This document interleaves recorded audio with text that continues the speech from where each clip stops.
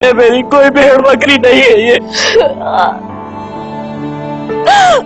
सुरेश जी, देखिए आपकी स्थिति हम समझ सकते हैं, लेकिन क्या आपकी बेटी ने आपको कभी भी इस बात के बारे में नहीं बताया?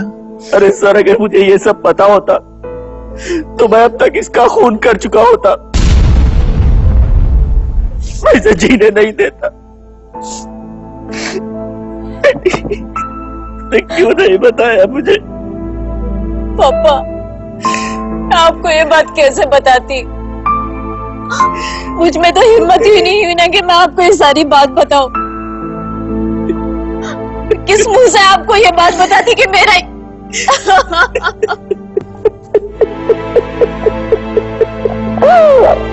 अगर माँ होती ना पापा, तो शायद ही मैं उनको ये बात बता देती।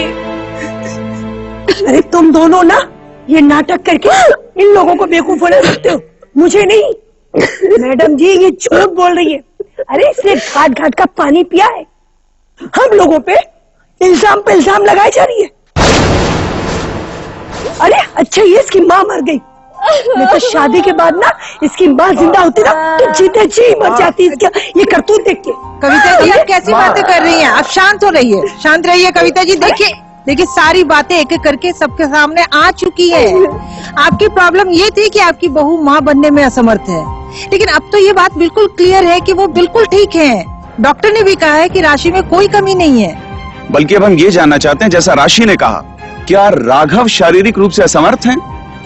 अरे सर जी ऐसा कुछ भी नहीं है, वो मेरा बेटा है, मुझे मालूम है। बिल्कुल कुछ भी नहीं। कविता जी शांत हो जाइए। देखिए, और बहस करने से कोई फायदा नहीं है। अरे तो मैं जानती हूँ ना। फोरम ये जानना चाहती है, बल्कि आपको ये कहना चाहेंगे कि जिस तरह से राशि जी ने टेस्ट करवाए हैं, ठीक उसी तरह राघव की भी जांच की जाए। बिल्कुल। मैं क्यों करवाऊं टेस्ट? मैं कोई टेस्ट नहीं करवाऊंगा मैम। राघव जी क्यों नहीं करवाना चाह रहे? आपको क्या परेशानी है? ऑलरेडी सारी सच्चाई आ चुकी है, तो सच्चाई अभी नहीं आई है सामने।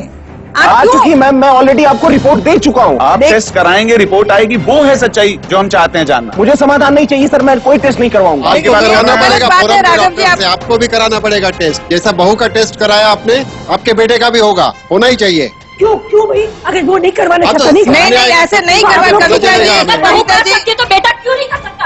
अरे तो ये क्या राघव जी, आपकी राघव जी हम सच्चाई नहीं क्योंकि मुझे पता है कि रिपोर्ट में क्या आएगा।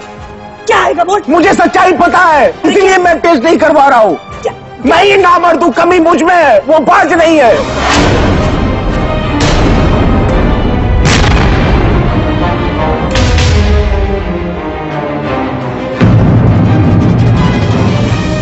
सर जी ऐसा हो ही नहीं सकता। अरे ऐसा हो ही नहीं सकता कि मेरा बेटा नामर्द हो। मैडम जी मैं जानती हूँ, अरे मेरा बेटा है वो। ऐसा कभी कुछ हो ही नहीं सकता कि मेरा बेटा ये झूठ बोल रहा है शायद। अरे इसके प्यार में, इस चुड़ैल के प्यार में शायद झूठ बोल रहा है ये, मुझे मालूम है। समझे? इसकी सच्चाइयाँ इसके छुपाना चाहता है। माँ चुप, मुझे मालूम है नहीं हो सकता ऐसा। माँ ये सच्चाई है। क्या यही सच्चाई है। क्या कमी मुझ में है माँ? मैंने राशि को बहुत दुख दिया है, ये सच्चाई, कमी मुझ में है। नहीं, वो बाज नहीं है। अरे मैं मान ही नहीं सकती। आप प्लीज बैठ जाइए, आपको मेरी कसम। मैं कैसे मान लूं? आपको मेरी कसम, आप प्लीज। अरे मैं हो ही नहीं सकता। सर यहाँ पे जो भी दिखाया सुनाया गया है सब सच है। राशि अपनी जगह बिल्कुल सच है सर। गलती मेरी थी, मैंने राशि को दुखी किया है सर, उसे हर्ट किया है। कमी मेरे में थी, नामर्द मैं ही हूं सर। और अमन को भी मैंने ही दिल्ली से बुलवाया था सर। और जो अमन बोल रहा था कि राशि उसे अपनी तरफ उकसाने की कोशिश करती है, वो सब गलत था सर। मैंने ये सब बोलने के लिए कहा था अमन से। राघव जी वो सब तो ठीक है, लेकिन जो इस फोरम में आपकी मेड शीला ने कहा, वो सर मेरी मेड शीला, उसे भी मैंने ये सब बोलने के लिए कहा था। मैंने उसे डराया धमकाया था कि अगर तूने ऐसा नहीं बोला तो मैं तुझे नौकरी से निकाल दूंगा। ये सारी कमी मेरी है, सारी गलती मेरी है सर। इसकी रिपोर्ट भी सच थी सर, मैंने उस रिपोर्ट को चेंज करवाया था। लेकिन आप ही बताइए सर, जो माँ बचपन से लेके आज तक मुझे इतना प्यार करती है, जिस माँ का ये सपना था कि उसका बेटा बड़ा होगा, उसकी शादी होगी, उसका पोता आएगा, उसे वो अपने गोद में खिलाएगी, ऐसी माँ को मैं कैसे बोलता कि तुम्हारा बेटा नामर्द है, वो आपको पोते का सुख नहीं दे सकता? बताइए सर। और एक बात सर, जिस समाज में एक पत्नी अपने पति को डांटती है या पति किचन में जाके बर्तन धो लेता है, ऐसा समाज उसे मर्द नहीं कहता। आप बताइए, ऐसे समाज में मैं कैसे कहता कि मैं नामर्द हूं? मैं अपनी बीवी को मां नहीं बना सकता सर। मैं सर उठा के जीने के लायक नहीं रह जाता सर। है कोई आंसर आपके पास? लेकिन राघव जी, जिस समाज का आप वास्ता दे रहे हैं या जिस समाज के लिए आप अपनी छवि सुधारना चाह रहे हैं, क्या अब जो रास्ता आपने चुना है समाज उससे सहमत होगा? आपको नहीं लगता कि आपने जो रास्ता चुना वो गलत था? सर मुझे पता है मैंने जो किया गलत किया। मैं आपसे सिर्फ इतना बताना चाहता हूं सर कि ये मेरी मजबूरी थी। मैं नहीं चाहता था कि मेरा घर बदनाम हो या मेरे घर वाले इस समाज में सर उठा के जी ना सके। और सर, आप लोगों को क्या लगता है कि मैंने इलाज करवाने की कोशिश नहीं की? हजारों डॉक्टरों के पास गया सर, बहुत सारे ट्रीटमेंट कराए, बट चारों तरफ से मुझे निराशा ही मिली। सर, मैं राशि को बहुत प्यार करता हूं, इसे मैं अपनी जिंदगी मानता हूं। मुझसे जितना हो सकता है मैंने इसे प्यार दिया है, इसकी इज्जत करता हूं। मैं गलती हुई है मुझसे, मैं मानता हूं, लेकिन मैं राशि को बहुत प्यार करता हूं सर। इसे घुमाना फिराना सब कुछ किया मैंने इसके लिए, इसके साथ टाइम स्पेंड करना, गहने कपड़े हर चीज किया सर, लेकिन यहां आके मैं मजबूर हो गया। इससे ज्यादा मैं कुछ नहीं कर सकता था राशि के लिए सर। लेकिन आज मुझे पता चल गया मैंने राशि को कहीं ना कहीं बहुत दुख दिया है सर। राशि प्लीज मुझे माफ कर दो। मैंने बहुत बड़ी गलती की राशि, मैं तुमसे बहुत प्यार करता हूं, मुझे माफ कर दो राशि, प्लीज मुझे माफ कर दो, मुझे माफ कर दो राशि, मुझे माफ कर दो प्लीज।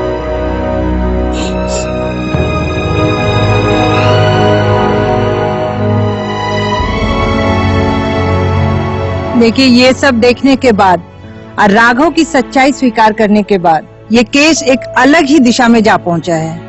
जिस सवाल के साथ हमने इस केस की शुरुआत की थी, वो सवाल यहाँ तक आते आते बिल्कुल बदल चुका है। ज्यूरी मेंबर से हम ये कहना चाहेंगे कि अब वो इस बात के लिए वोट करें कि क्या सब कुछ जानने के बाद, समझने के बाद कि राघव ने जो भी किया वो समाज के दबाव में आके किया, अपने माता पिता की इच्छाओं पे खरा उतरने के लिए किया, क्या राशि जी को अपनी शादी को एक मौका और देना चाहिए?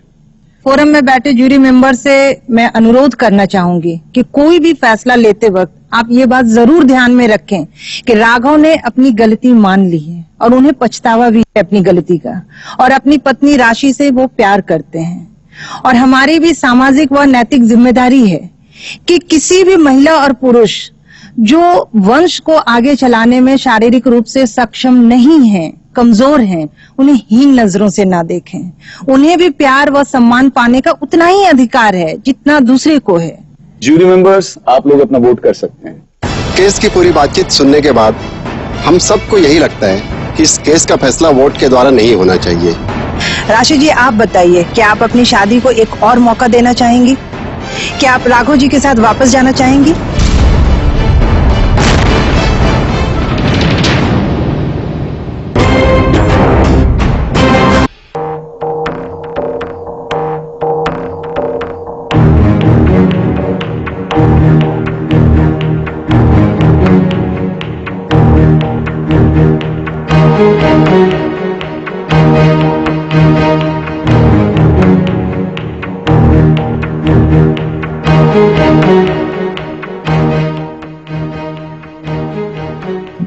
इस केस की पूरी बातचीत सुनने के बाद हम सबको यही लगता है कि इस केस का फैसला वोट के द्वारा नहीं होना चाहिए। यह एक संवेदनशील मसला है और इस मामले में हमारा फैसला लेना उचित नहीं है। राशि के स्वाभिमान को चोट पहुंची है, उसे उसकी गरिमा से समझौता करने के लिए कहा गया है, जो कि किसी भी नारी के लिए असहनीय है। चलिए, ये ज्यूरी का हमेशा से हमने सम्मान किया है क्योंकि ये आप लोगों की जनता की ज्यूरी है। आज भी हम सम्मान करते हैं और सहमत हैं उनके फैसले से। जैसा उनको उचित लगे। वोटिंग नहीं होगी आज। बिल्कुल अनिल जी, आपने बिल्कुल सही कहा, हम उनके फैसले से पूरी तरह सहमत हैं, लेकिन हमारे लिए राशि जी का नजरिया जानना बहुत जरूरी है। राशि जी, आप बताइए, क्या आप अपनी शादी को एक और मौका देना चाहेंगी? क्या आप राघव जी के साथ वापस जाना चाहेंगी? देखिए,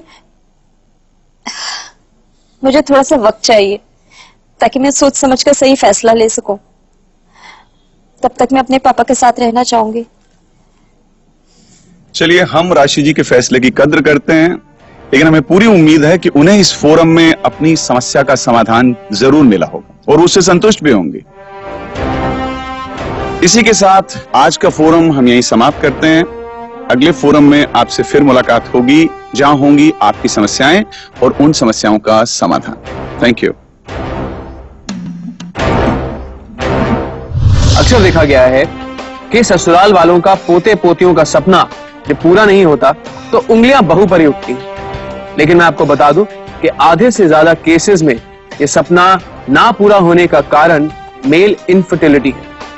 ये बेहद अफसोस की बात है कि हमारे सोशल स्ट्रक्चर में मेल इनफर्टिलिटी को मेल ईगो पर ले लिया जाता है। समाज में शर्मिंदा होने के डर से उसे छुपा दिया जाता है। आज समाज बदल रहा है, मेडिकल साइंस ने इतनी तरक्की कर ली है। आज हमारा भी फर्ज बनता है कि हम समाधान की ओर कदम बढ़ाएं, समस्या की ओर नहीं। और इसी उम्मीद के साथ हमारा आज का यह सफर यहीं समाप्त होता है, मगर कारवां जारी रहेगा। सुधा जी, आप अपने पति की किन गलत आदतों से परेशान हैं? आपको बता रहे सर, ये एक नंबर का याश आदमी है। रोज हमारे घर में इनके दोस्तों की मंडलियां जमती है, दारूबाजी होती है, पता नहीं कैसे कैसे लोग आते हैं घर में। अरे इतना झूठ मत बोल। मैं उस जगह गया था जहां पर सतीश जी काम करते हैं। इनकी गैर मौजूदगी में मैंने उस लॉकर की तलाशी ली और उस लॉकर में से ये औरतों के गहने और औरतों के कपड़े मिले। बताइए क्या है ये सब, बताइए क्या है? दोनों बच्चे होने के बाद दूसरी औरत के साथ घूम रहा है, मेरी बहन की जिंदगी खराब कर रहा है, इसे इंसान कहेंगे आप?